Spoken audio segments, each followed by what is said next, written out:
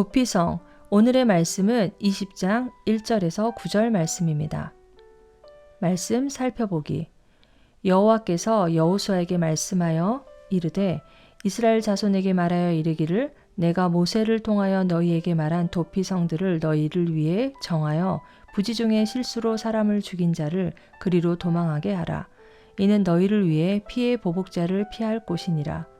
이 성읍들 중에 하나에 도피하는 자는 그 성읍에 들어가는 문 어귀에 서서 그 성읍의 장로들의 귀에 자기의 사건을 말할 것이요 그들은 그를 성읍에 받아들여 한 곳을 주어 자기들 중에 거주하게 하고 피의 보복자가 그의 뒤를 따라온다 할지라도 그들은 그 살인자를 그의 손에 내주지 말지니 이는 본래 미워함이 없이 부지 중에 그의 이웃을 죽였음이라.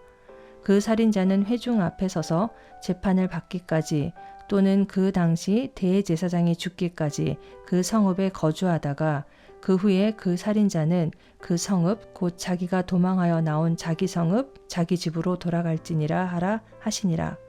이에 그들이 납달리의 산지 갈릴리 게데스와 에브라임 산지의 세겜과 유다 산지의 기럇 아르밧 곧 헤브론과 여리고 동쪽 요단 저쪽 르우벤 지파 중에서 평지 광야의 베셀과 갓 지파 중에는 길랄 라못과 므낫세 지파 중에는 바산 골란을 구별하였으니 이는 곧 이스라엘 모든 자손과 그들 중에 거류하는 거류민을 위하여 선정된 성읍들로서 누구든지 부지 중에 살인한 자가 그리로 도망하여 그가 회중 앞에 설 때까지 피의 보복자의 손에 죽지 아니하게 하기 위함이라.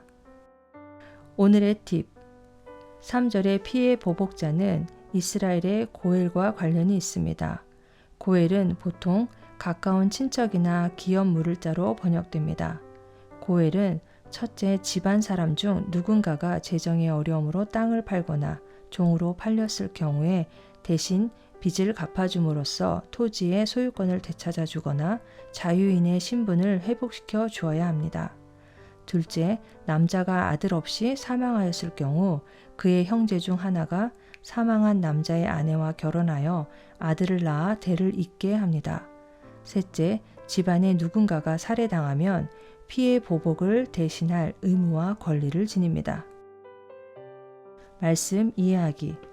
오늘의 본문은 도피성에 관한 내용입니다.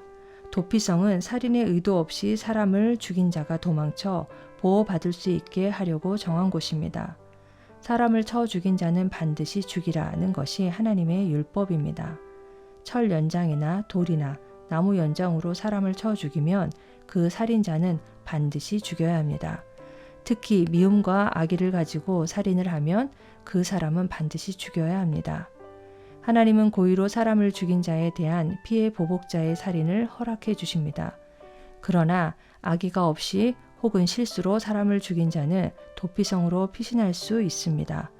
예를 들어 사람이 그 이웃과 함께 벌목하러 산림에 들어가서 손에 도끼를 들고 벌목하려고 찍을 도끼가 자루에서 빠져 그의 이웃을 맞춰 그를 죽게 할 수 있습니다. 이렇게 고의가 아닌 실수로 살인을 한 사람은 피의 보복자의 손을 피해 도피성으로 피신하여 생명을 보존할 수 있습니다.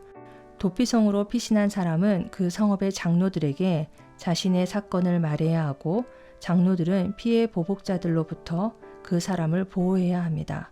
그러나 이웃을 미워하여 그를 죽인 살인자가 도피성으로 피신하면 도피성의 장로들은 그를 잡아 피의 보복자의 손에 넘겨 죽게 해야 합니다.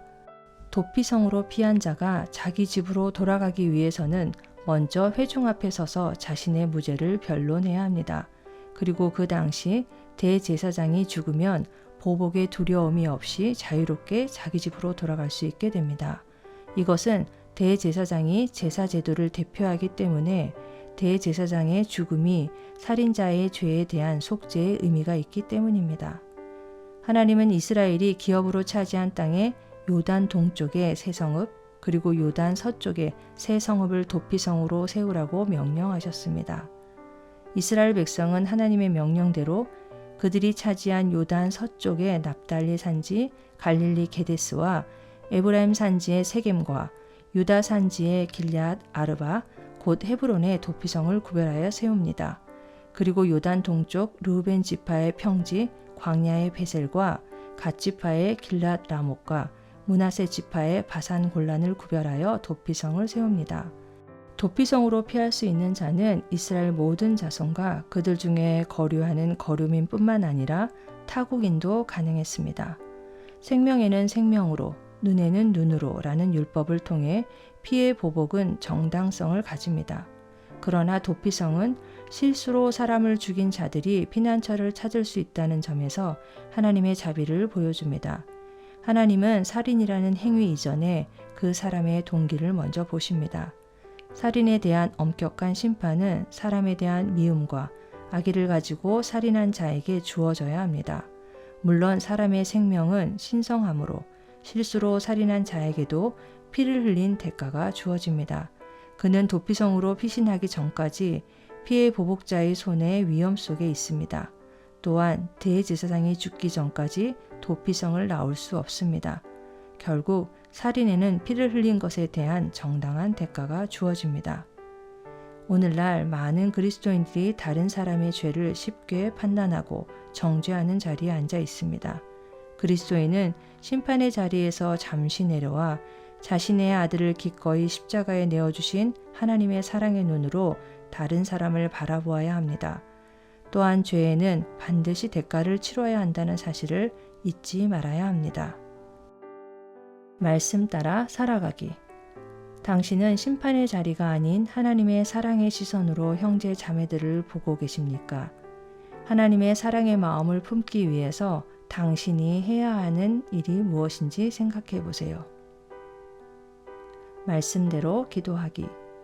한국교회가 세상 사람들에게 하나님의 사랑을 보여주는 도피성이 될 수 있도록 기도합시다.